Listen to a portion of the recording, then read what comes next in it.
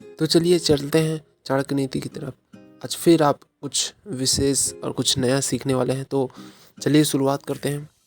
आचार्य कहते हैं कि यदि आप एक व्यक्ति के त्याग से कुल की रक्षा होती है या कर सकते हैं तो उन्हें त्याग देना चाहिए।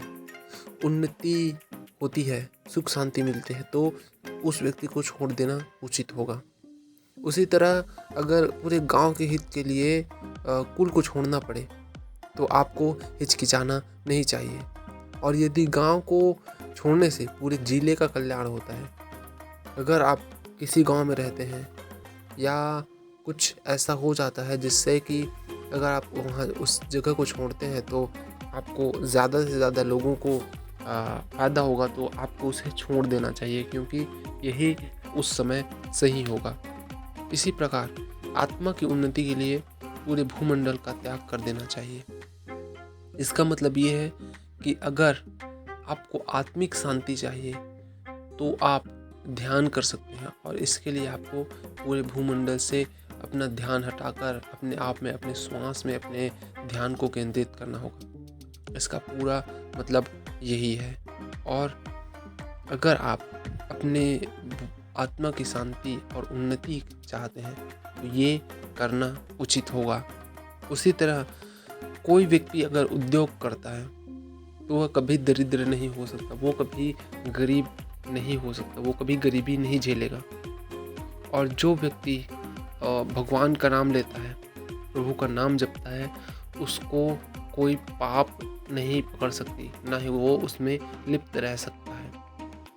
उसी तरह पूरी तरह से लड़ाई झगड़े का अंत क्या है, तो इसका अंत उन्होंने बताया है कि इसका अंत केवल मौन है।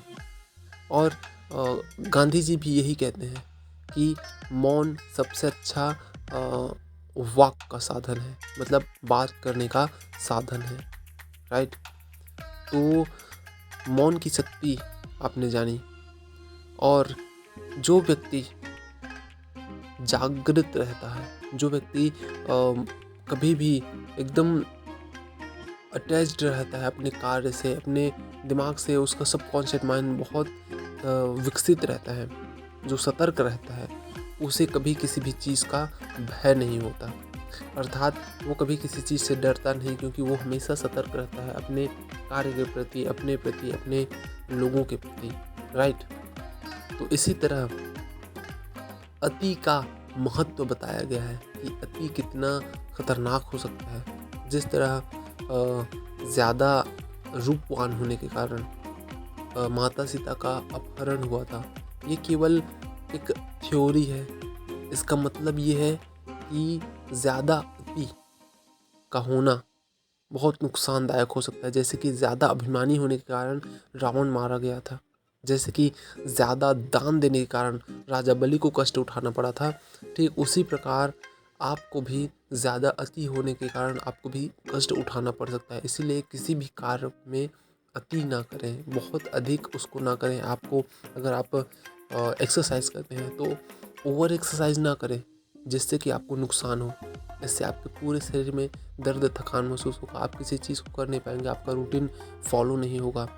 इसी तरह अति सर्वत्र वर्जित कहा जाता है, तो ज़्यादा ना करें, सिंपल करें, टाइम में करें, और अपने टाइम को समझें और समझ के एक्शन लें, ताकि आप उस चीज़ में निपुण हो सकें। इसी तरह कहते हैं आचार्य चाणक्य कहते हैं कि अगर आप सामर्थ्यवान और किसी चीज़ के बारे में देखें तो समर्थ और शक्तिशाली लोगों के लिए कोई भी कार्य कठिन नहीं होता है। जैसे व्यापारियों के लिए कोई भी स्थान दूर नहीं है, मतलब कोई भी शक्तिशाली मनुष्य कुछ भी कर सकता है, किसी भी समय किसी भी कार्य को कंप्लीट कर सकता है। उसी तरह व्यापारियों के लिए कोई भी देश दूर नहीं है, क्योंकि वो लोग अक्सर घूमते रहते हैं। वो लोग वहाँ से चीज़ें इकट्ठी करते हैं, इन्फॉर्मेशन इकट्ठी करते हैं, वो लोग जानकारियों को एकत्र करके उन्हें प्रोडक्ट के रूप में पेश करते हैं। उन्हें नए सीखने के लिए हमेशा नए जगह जाना पड़ता है, नई चीज़ों को पढ़ना पड़ता है, उनकी लिस्ट बनानी पड़ती है। तो इस तरह से वो चीज़ें दूर नहीं हैं उनके लिए।